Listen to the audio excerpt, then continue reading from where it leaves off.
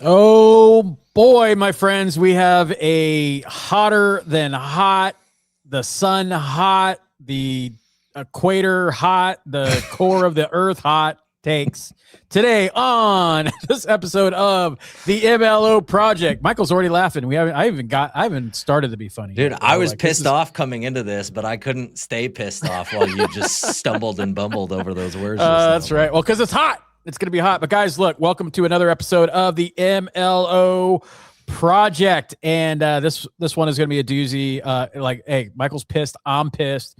This is like, it's like kind of our headlines episode, but not really headlines as in plural, as in one. This one for a lot of different reasons. And I think there's something needs to be addressed in this. It's one of those things that people only talk about it when it happens and no one really talks about it as like, how do we solve this problem? But yeah, I'm just going to get into it. But before that, I want to introduce my co-host, Mr. McAllister. Michael, what's up? What's up, man? Feeling hot, getting sweaty in here. I'm ready to go off on some shit. Off on some shit. He's ready. He's taking off his shirt, guys. Like it's crazy in here. It's a little all right, guys. So the headline today, as of the recording of this episode. So I was, as always, we look to see what's going on out in the industry, not just within, our own cohorts of people, but, what are people talking about? What are they concerned about? What do, what's going on in the industry? And sometimes, something pops up to where you're reading it and you're just like, man, there's just a bunch of stupid in this. And look, so I'm just going to preface by like saying like, we're going to take all sides of this headline and we don't know the particulars, right? It's not just the headline, it's the full article. So I got the full article here, right? And so I'm just going to gauge off of what the article is reporting. Don't know the ins and outs of like the whole story, and you'll understand what we're going here. But it's basically a poaching lawsuit, right? And so there's all bunch of stupid in this thing, and just reading it pissed me off. I sent it to Michael. I said, hey, we should do a topic on that. He read it. He got pissed off about it. But it comes down to this: is that, or did you have some? No. Oh, I thought you leaned in, so I thought I was just leaning in and listen. All right, so guys, so this article was in the National Mortgage News, and the headline was "Poached LOs Sue Former Lender for Email Surveillance." Right, so I'm like, oh, all right, well, what's going on here, right? So as I'm reading it, so it's basically about a loan officer couple, and I'm not going to mention their names, right? But it's a loan officer couple, and they got they're under fire. There's currently a lawsuit. And they are suing their former lender, right, for scraping their private emails to make the case on the lender's lawsuit against this couple, right? So you're reading that, you're like, all right, let me get into it. So I'm not going to say the name, but they sued their former employer, which is Stockton Mortgage, right? And so they sued for computer fraud, right? And this is another layer between the legal battles between both these partners, right? And so that couple is now at Novus Home Mortgage, and they're two of like 16 people that Stockton is suing for the poaching, right? And we know how it is, right? Like you have a team of people, a branch, whatever, they get recruited by another lender, and then they moved over, and then there's some lawsuit against that based off of whether it's their contracts or actions that they took. Now, in my experience and having played on both sides of this coin, is that the only time there's ever a lawsuit is when there is like data, like a heavy-handed lawsuit. Now, some of them are just lame, like just because it's like, oh, you left, whatever, that's just kind of like cost of doing business. But then there's like where there's like data actually taken from, the company and moved to the other company. Here's what I'm gonna tell all of you. Like as a loan officer, right? Unless you're the owner of the freaking company, that data is not yours, right? Now I get it. You brought, and don't get me wrong, like guys, stay with me throughout this whole thing because I'm on your side too, right? So I know it may not sound it, but the first and foremost is that data legally does not belong to you as the originator. Like you may have sourced the business, you developed the relationships, you spent the time, you are the fit. It's also why you get paid, right? What you get paid. But the data legally belongs to the entity in which it was given to, which would be Stockton Mortgage, right? Not only does it belong to them, but they're the ones liable if anything, right? If anything gets leaked out, if anything like is mishandled after the point that it was submitted to them, they're the ones liable. That's the like, you know, whether you want to agree that they own it or not is, you know, like you're wrong if you don't think that they do. But even if you're like, okay, well, morally and ethically, they don't own that. Okay, fine, right? You think you're on the moral and ethical high ground by saving your borrowers the trouble of reapplying somewhere else, even if you do think that that's the case. The issue and why mortgage companies will always clamp down on this in particular is the liability that exists, because that information gets submitted to the original lender, and anything that happens with that information after that is now the mortgage company, the original company, is liable for that. And so that's the bigger issue there. But anyways, continue.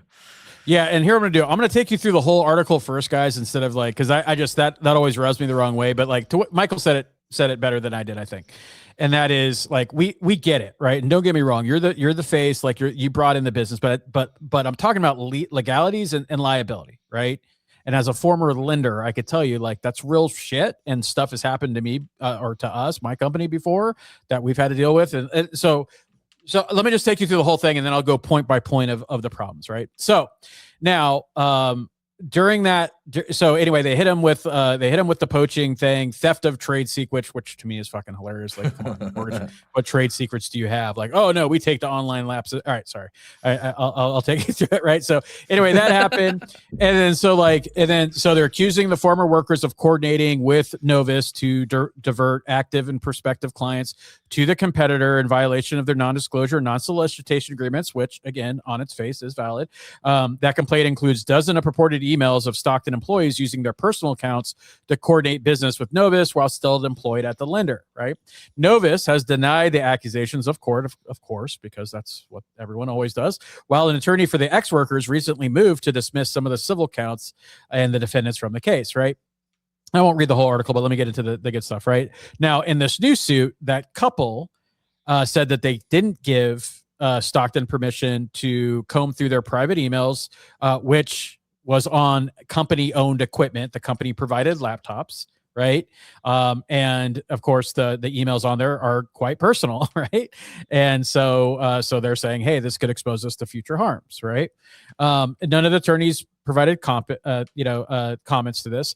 The reason why Stockton found this out was the same reason why I've built systems for lenders that do the same thing, is like basically you look for signs when someone's thinking about leaving, right? One is a lot of emails sent to their personal email accounts, a lot of forwarded emails. Another signal is low credit pulls, right? And just low activity, right? That happens too, right? So that was obviously what kind of set them off, right? And they discovered always, and then all the attachments sent to their personal emails, and we'll get into that right now. One of these emails has one of the couple, one member of that couple, saying that Stockton was being acquired by Novus, right? And so that customer should be working with a competitor, which obviously was not the case, right? They all the people resign in succession. We've seen that happen before. Then it gets into the lawsuit where it's saying forensic files of from Stockton is that they went through their private emails because it was on their company laptop. The LOs acknowledged that they signed their agreements knowing that the employer would not guarantee their privacy on the work laptops, right? So nothing, their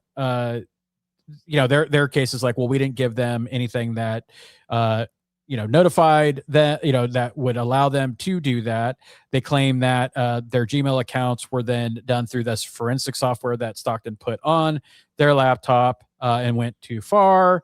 And so they claim that like they're, using that stuff that they can't have to then use it against them in the lawsuit. Right. So that's basically the lawsuit. Right.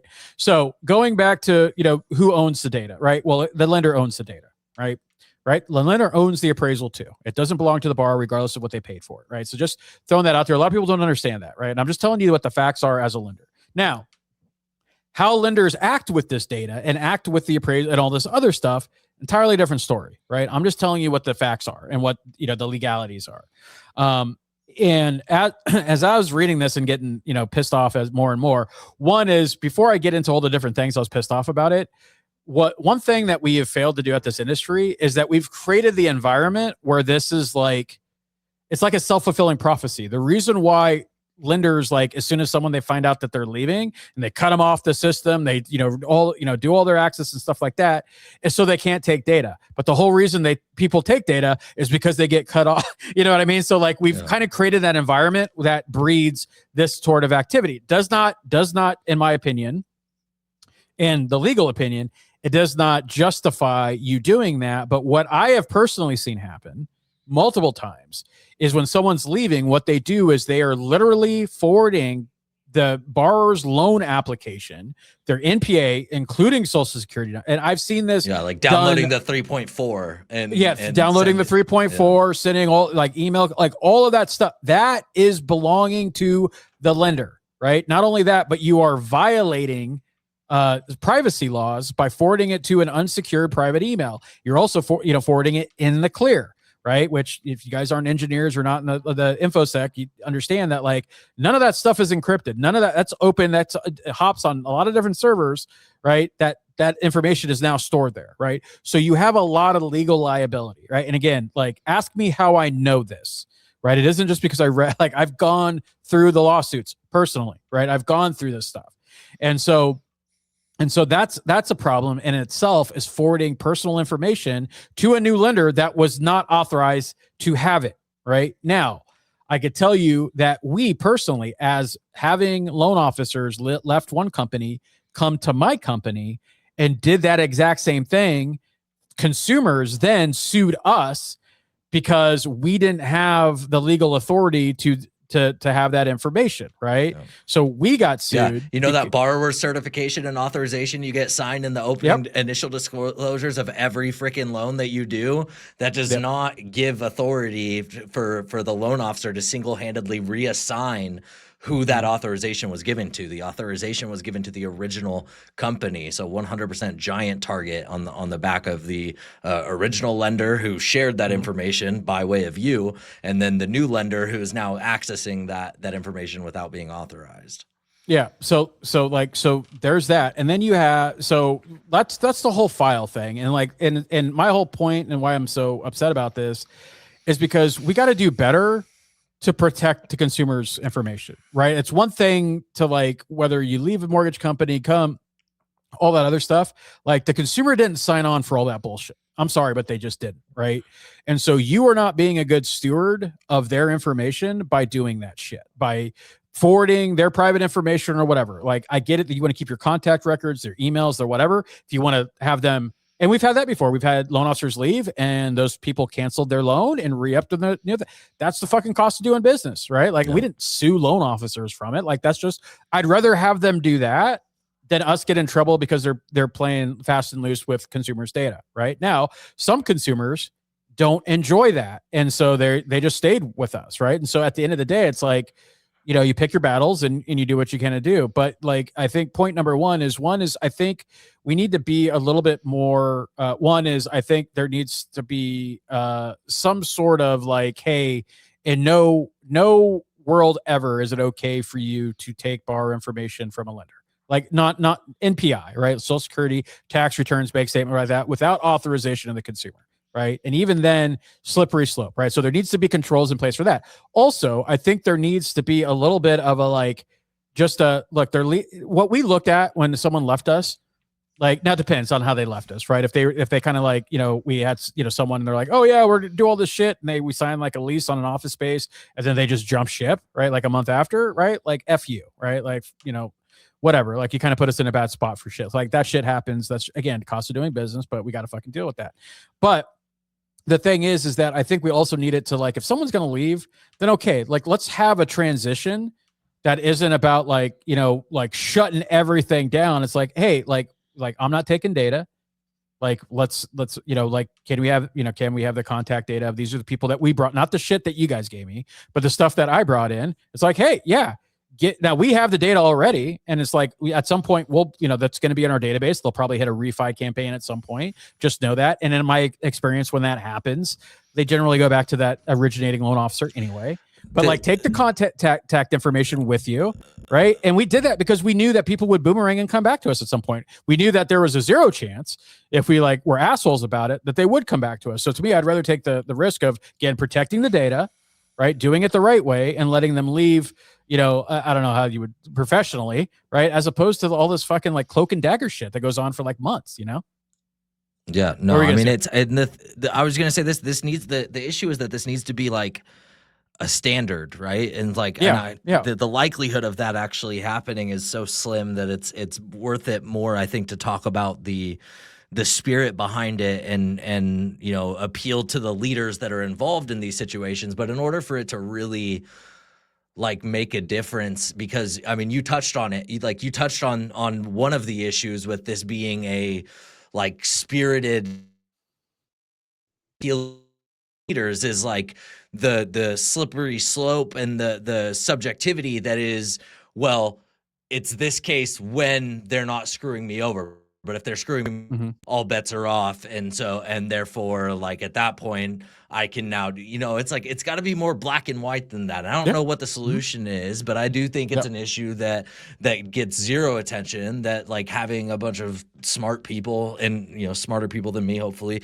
in a room talking about this, I think would be super valuable, because you've got, there's so many different angles where this can be an issue. It's like, okay, well, you can't have that conversation with your leader, even if you trust your leader on that level, because a lot of the times the leader's hands are tied by internal company policies. And so, it's like, there's the whole, as soon as you sniff out that they're leaving, then you got to shut them out of everything. And maybe that's not as much of an issue if loan officers could trust that leaving their pipeline would result in them actually getting paid on those loans. Like me personally, I remember like very vividly, and as much as I am normally somebody to name drop, I won't in this case, left one in 2000, I don't know, I won't even go that far because then you could know who it is via NMLS records. But when I went from one company to another, one of the things that happened was that I did try to do the right thing, and I felt like I did have a relationship that allowed to do that right thing. And we talked about what was going to happen with the loans that I had already started, and the kind of handoff process. And then as soon as I left, all of those borrowers got ghosted, and nobody told me. And I never like did the legwork in the first place to tell the borrowers that this was happening, because I did it was just the instruction that was given. Hey, we'll take care of this. No worries. They won't, blah, blah, blah. And so what happens, those borrowers get ghosted until day 61, when legally they didn't have to pay me anymore. And then they pick up the phone and call all those borrowers to try and get it's shit like that. There's just so many layers where we could stab each other in the back or in the front related to this, that it really all has to be talked about as a part of one big conversation, where it's like, okay, we do what's right by the loan officer, do what's right by the company, do what's right by, most importantly, by the consumer. What's best for the consumer? 9 times out of 10, 99 times out of 100, it is not going to be to move a file that is actively in process, right? And so let's remove any incentive to fuck that up, like on both sides. Like, let's make sure that loan officers are getting paid for the work that they actually put in. Let's make sure that loan officers can, have the right to follow up with those clients, outside of an EPO period. Let's make sure that lender has a way to recover funds if there is an EPO, specifically if it's to the company that loan officer moved to. So there's so much like entanglement here that I get why it's a complicated issue, but you're 100% right. You're 1,000% right. Like it's the answer is not just to pretend we don't have this issue, and the answer is definitely not what we're doing right now. I mean, you hit on it earlier, like the LO in this case. I start reading this article and I'm like, yeah, dude, this it's another instance of corporate greed or whatever. And then I read that the freaking loan officer lied to their customer and said that their company was being acquired. It's like you're literally completely shitting on the argument that these are your customers at the point that you have to lie to them to get them to be okay with submitting their application again to another lender, because you knew at the point that you said that shit, you knew that customer, you didn't have enough rapport built with them and that they probably would have just kept the loan where it was at. And like, that's, so the problems are on both sides of this 1,000%. But I think this deserves more attention than it gets in the industry for sure. And just from not from a, we get to a divisive place where it's finger pointing and all that shit, thanks to, the political environment or whatever. At the end of the day, I think this is one of those issues that just deserves a roundtable discussion of like, yo, we do this wrong as an industry and it's bad for all of us. And most importantly, bad for the customer. And like, we really should reevaluate this and come up with with a standard operating procedure for this. Yeah, man, that's really well said. I mean, I think that's what it comes down to, is that at the end of the day is like, here's the thing. I think everyone needs to understand that consumers at large don't have like a super fucking high opinion of our industry, right? Housing in general, right? Real estate agents, they're definitely like, you guys see the list of like most untrusted professionals, like they're up there, right? Financial executives, whatever. Loan officers don't really make the cut, but like we're lumped in with all of that shit. So like they don't already like have a high trust of our profession in general. And so it's shit like this that, to me, if I'm a lawyer, I'm looking at like, oh, like, hey, maybe I could let me see what consumers were involved with that and say, hey, did you know your information? Did you get, like, you know what I mean? Like, so then maybe there's extra stuff, because guys, like, there's sharks are circling, right? So just know that. So one is, it just, to me, this gives everyone a black eye. And here's the thing is that, like, what we're trying to say is that we see all sides of this, right? I think to me, I look at this, I don't think there's no angels in this. I think everyone is at fault. Now, some people maybe have done, like, were more stupid about it or a little bit more nefarious about it. But at the end of the day, it's like, are you going to try to like classify sins of like, this one was more, this one a little bit more than that? I mean, at the end of the day, they're all fucking bad, right? And what Michael said about like, lying to a customer saying they're being acquired, that's dumb. That's dumb shit right there. But like, in here, it's talking about like they transferred their work data over, right? Like, then again, that's NPI. That shit does not belong there, at the same time. And then like the forensic data on the private laptops, like I had the same shit on our laptops. Now, it was more for loss control because loan officers were like awesome at leaving their fucking laptops at like airports or in rental cars and shit like that. So like we used like a software called Apps. I don't know if they're still around, but like called Absolute, right? And then what that did was like that tracked and like basically a little GPS tracker almost on the laptop and whatever. But like we didn't dive deep into like looking into like, we didn't log into people's fucking like Gmail accounts and shit like that. To me, that's a little bit too. If I had to guess if I had to guess that this was a gradual and progressive process, I highly doubt that this is the standard operating is to that, this LO left their personal email up. Let's scrape it and see if they did anything wrong. I guarantee you this is a trail of breadcrumbs that ultimately leads to them using this software that had this ability, which is a standard of any like workplace management software, whether it's Outlook or G Suite or even Apple's mobile device management standard. Like when you agree, like your iPhone, dude, next time that you claim your cell phone as a work device and you have to install, like put it as a part of your mobile device management at your employer, look at what those permissions, what you give them access to. It's freaking wild. It's standard operating procedure that they can do this. Now, whether or not they actually do this, I would hope it's reserved for cases like this, where it's like there was a big fat ass trail of breadcrumbs leading right to their front door, and they just needed to open that front door to see the crime. Yeah, and guys, like I've been knee deep in shit like that, right? With discovery and using that. So there used to be a high, like is what you used in like federal lawsuits. It was called in case, right? So because I was part of a few of those as well. And this was prior to me being in the mortgage industry. And so it's no joke. So yeah, I mean, I agree with Michael that, that probably was the case.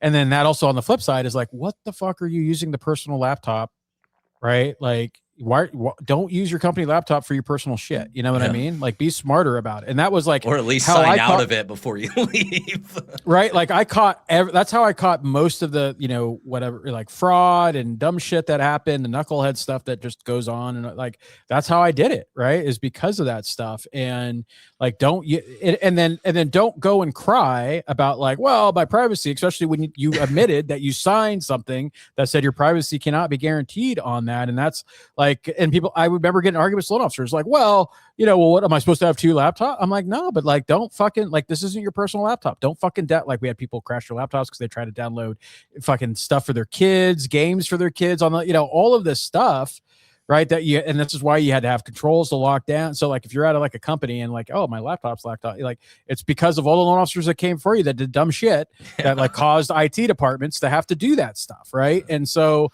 like that we need to, look, I have like, well, obviously I'm a consultant now, so I have my own shit. But like when I worked at a company, like I didn't use it for my own personal stuff. Right. Like I had my own computer right now. Would I check something like an email or what, shit that like didn't, wouldn't really matter. But even then, like, just know that like, if I got caught in a lawsuit, that shit's going to come right in. Right. And I also know that as well too, because ask me how I know. Right. And so like there, going through all of that is just like, man, like and the gall to come back at him to say, well, I know it's a company laptop. I know we signed something, say that like, this is what was going to happen. And then like, and then get, stupid about it, especially when you did like dumb stuff to begin with. And again, like I said in the beginning, we don't know the particulars. This is just all whatever. But however, a lot of the stuff is like shit that's been taken from the lawsuit, as in like statements from, whatever deposition they had and whatever's out there, not like, hey, we think or we thought. This is like coming directly from the company's statements, the people's statements, all of that stuff. And so just taking that at face value, again, a lot of dumb shit like happening around. At the end of the day, it's just ugly. Like you said, it's just ugly. A black eye on the industry. It's just fucking, and it's just gross. Dumb. So like, leaders, if you're listening to this, like try to have a better standard around when someone leaves and have that conversation. It's never perfect. Like I said, when we did it, like we tried to send them off in the best way we could, so that like the chances of them coming back, because maybe the grass isn't greener. And we noticed that we had a lot of people that left and would come back, and then they're still there, right? They're still at my mortgage company. And so like, and we're talking, 17 years now. Right. So like there, so it just really depends. What I could tell you though, is suing them and doing all the other shit, like is a guaranteed way to not have them ever come back. And then and then you're paying money for this stuff. And so like the solicitation, I get all of that. How do you think the loan officers at that company feel about their pricing being affected by a lawsuit like this? Right. Like, yeah. Cause like the money's got to come from somewhere. So like my friends, like it all, I think Michael said it best. I think there needs to be a concerted effort to create a standard of when, someone, what they can and can't do. So that it's like, it's black letter law, right? Like you cannot move customer information to your private shit, right? Like it's a no-go right now. Hey, if you want to download first name, last name, email address, like that type of stuff, cool, right? Phone number, awesome. But you're not getting like the tax returns, the bank statement, like, because they have to protect that data, right? Like they have to protect that data. And if you just have to, and it's just being lazy, right? Like make it a part of the standard. All over again, right? Make it a part of the standard to like do it for them. That's what we do with our clients. Like our clients leave, we fucking bundle up their contacts and their records and stuff as neatly as we can and format them in ICSV and stuff. Hey, thanks for, being a part of this while you were, and here's all your data. Here's all your information. Yep. Like that should be that would be going above and beyond. Like that could be a part of the standard where it's like, why would they need to download shit and be shisty if you're going to bundle up all the stuff that they're, that they feel entitled to begin with. And then at that point, the only people still acting on the fringes are the people that are willing to bend and break the rules. And then, those people have their consequences. But yeah, there's a better way to do this. Yeah, for sure. And so, yeah, this is just really, I saw that just really grinded my gears. I'm like, oh man, I got to talk about it. Cause it's more of just like, I hate seeing this shit over and over. Cause at some point, like it is going to create just more of a negative perception of the good people that are doing the good things, like the good lenders out there, the good loan officers that are doing the stuff, and they're not, being fast and loose with their consumers' data, and really are, building a good reputation out there. And loan officers, like I told you, I get it. Like, I get why you feel the need to have to do that. Right. And lenders, I get the need to, like, so I get it. But at the end of the day, can we just agree, like, this is fucking stupid? And like, we need to stop doing that. And then the lawsuits, right? I mean, are we happy that the fucking loan officers and the new company have to spend money on fucking lawyers, that the old company has to spend, like, and that comes from, again, like, I think we could all agree, like, there's a better way to do this. So let's, like, fucking try to put our heads together. And then we invite anyone that's listening, share this out to people and just say, hey, what's your take? Like, what's your feedback? Share it with your leader, right? We're happy to have leaders on to come and talk. You tell us, like, where are we wrong? Share this with Brian at Mismo. I think he would be interested. Yeah, right. Like, I'll send it to Brian. I think Mismo might be a little bit too having to be on the up and up to have us two freaking maniacs on there. But I think, yeah, we will. I'll give this to Brian to say, hey, like, because I talked to Brian about, like, hey, there needs to be some sort of, like, manifesto for the industry of how we want to create standards and how do we want to act. Like, what do we want to be as an industry, right? Regardless of fucking retail, brokers, or anything else, like, what do we want to be? What do we want to put out there, right? Because I'll tell you right now, like, real estate is continuing to eat its young. It's Lord of the Flies over there with all these new agreements and stuff like that. If I'm like in the lawsuit, I'll tell you right now, and it sucks to say that, because there are some really, really good agents that I know, great people, but unfortunately they are just tarnished because I'm sorry, but there are more losers on the real estate side than there are winners, unfortunately. Right. And it's not even close. And so they're really good agents they're doing it for the right reasons. They treat their clients like gold, like they do everything right. They get tarnished by all these idiots on the real estate side, and it's just getting worse. And so unfortunately, at some point, like, and I think the chickens have already started to come home to roost with the, the NAR law, settlement and all that other stuff. But like, I think now you got another whole thing coming up, and I see lawyers just licking their chops to get involved in the private listing and all this other stuff. And I just don't want to see the mortgage industry follow suit and get all of that. And because you know what that does, that opens the door. And I've talked about this on other calls, like, is that this opens the door for regulation. It opens the door for law, and then and it opens the door for competitors are saying, look at all these, like, people that are getting paid a lot of money that are doing they're not protecting your data, they're not doing this and this is why we're just AI based, and like, whatever, your data is protected and stuff, so you don't have the human element of coming in to screw with your shit, so like, just puts a target on our back in general. Exactly. Right. So like, there's no good that comes from this. I think we could all agree from that, and I think we all agree that there could be a better way to do this, but I think it needed to be addressed in a more, instead of like these lawsuits and the corporate speak and the legal speak, let's just get down to the fucking business and say, like, this is bad shit. Let's fix it. Let's do something about it. Yep. That's it.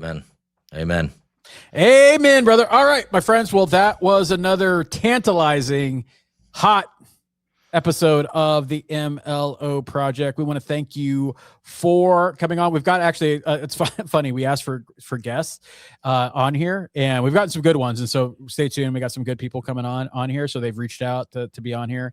And they're definitely our type of people to be on here, just because they're again, they don't pull their punches either. This is what this MLO project's about.